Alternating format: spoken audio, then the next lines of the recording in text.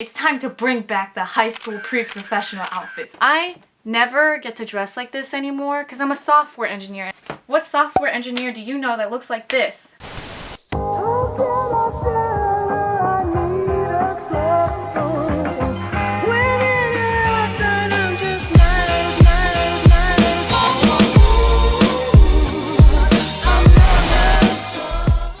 I wanted to have my little Ali Wong moment, if you will. Big glasses, opinionated Asian woman. And I'm here to tell you my story of how I made... Actually, let me check this. Alright, I'm back with the facts. It is $77,005 in 4 months. You want to know how to do it? Well, listen the fuck up. Here is some seasoned advice. If you like small business videos, if you're trying to start an online business, leave a comment, tell me what your business is about. I'll respond to every single one of them. I'll talk to you through your idea if you want some advice. And like this video so I know you guys want more of this kind of content, because I can get into it. You know the deal. Like, comment, subscribe. You know, I was actually in the depths of post-grad, not having a good time, had some friendship breakups, really going through it. You know, that's when you get into your sad girl crafting hours. And ladies, you know what I mean. You're so sad, you don't know what to do. So what do? You pick up sewing. I've always loved crafting and DIY. I have always been a fan of Avatar. My most viral TikTok, I made these hats. Right here. I made these Appa bucket hats. I was just really happy with it. It was cute. Did I work very hard to make my business a reality? Yes, but I just got really lucky that that day the algorithm pushed out my TikTok and a lot of people liked it. You all decided to follow and support me. We are going to discuss 6 tips that will help you get to where you want to be with your side business.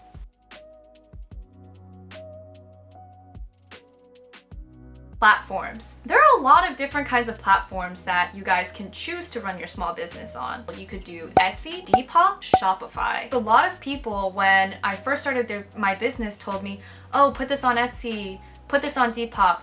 Stop. We have to think about the fact that Etsy takes a 5% commission on all of your sales transactions. And Depop is even worse. They take 10%. If you're going to scale up to the point where, you know, you're bringing in $77,000 in sales over time, think about what 5% or 10% of that is. I would have lost $7,700 to Depop if I had decided to sell on their site. To Etsy, I would have lost $3,850. Now, because I went with Shopify, there is a $29 a month fee, but that is way less than all these other fees that scale considerably as your business does. Just the plain level of fees alone, obviously Shopify is the big winner here. However, you're competing with all the websites on Google. There's no centralized network to have viewers see your product related to other products that they're also browsing. You know the thing on the side that says, oh, these things are recommended based off of your purchasing history. Shopify has none of that. There's no network, there's no marketplace, so you have to put in the extra effort to put yourself out there and make people get to your website.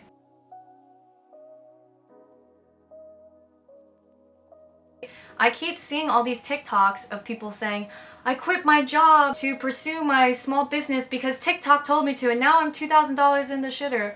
Well, why didn't you make sure that someone actually wanted to buy your product first? No amount of packaging is going to save you if your product is not something people want to buy. That's why having a TikTok is, in this Gen Z world of online businesses, absolutely necessary. If I didn't have a TikTok that blew up, I would never have started this business. Why? One of the only things I learned in my 2 years of undergrad business is that it is really hard to convince people to buy something they don't actually want or need. If I didn't have people in my comments section telling me, sell this now, I'll buy this, that is the strongest vote of confidence ever. It is very rare in most entrepreneurs' life that they'll get that obvious of a statement and that obvious of a demand from people. Just because you spent $5 of packaging per product does not mean that your stuff is going to sell any faster. I highly recommend, if you think you have a really great business idea and a really cool product, make a TikTok. Keep going at the TikTok until it goes viral, and if it doesn't, pivot. Prove your business idea first before investing a lot of money and starting capital into scaling it up and producing it. And that brings me to my next point, scaling.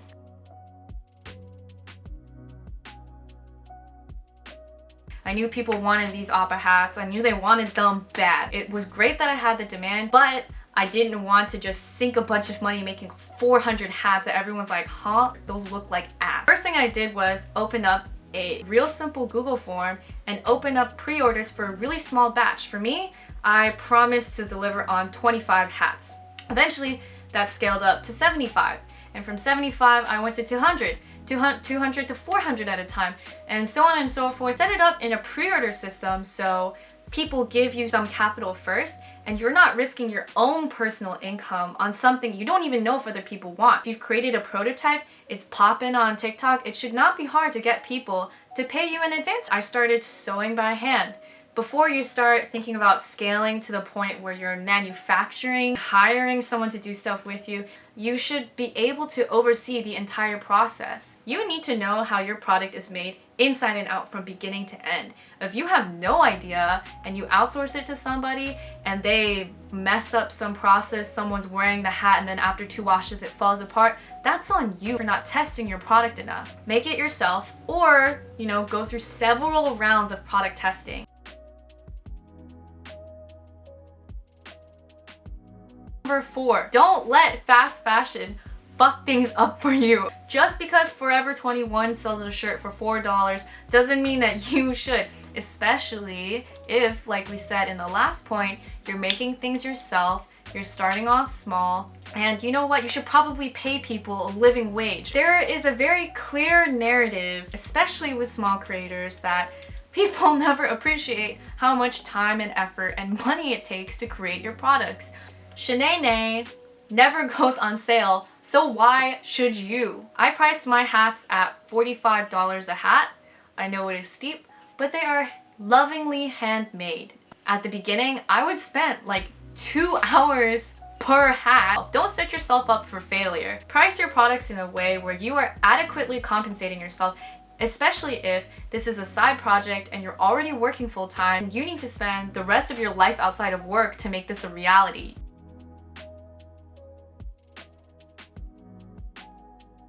Don't put all your eggs in one basket. When I started this business, I had just started my career as a full-time software engineer. Am I going to skip out on my pretty high salary to pursue my side business that I hadn't even really proven yet? No, I'm not gonna do that. I'm all for taking risks, but I'm all for taking calculated risks. This side business is totally something you can grow. It gets to a critical mass where you evaluate the options. My shop is sustainable and growing so fast that it makes more sense for me to jump ship. If you get to that point, good for you.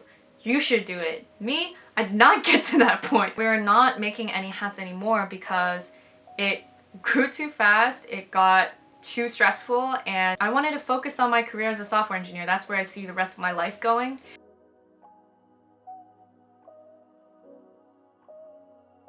Don't try to do everything yourself, but don't just hire anyone either. My business partner, Emily, we've been friends for a real long time. In sophomore year in journalism class, I accidentally gave her her first anal experience with an umbrella. She was just kind of like lying down on the couch when she should have been working, and I felt like messing with her, so I took a video on Snapchat of me poking her butt, but then she moved it at the last minute, and that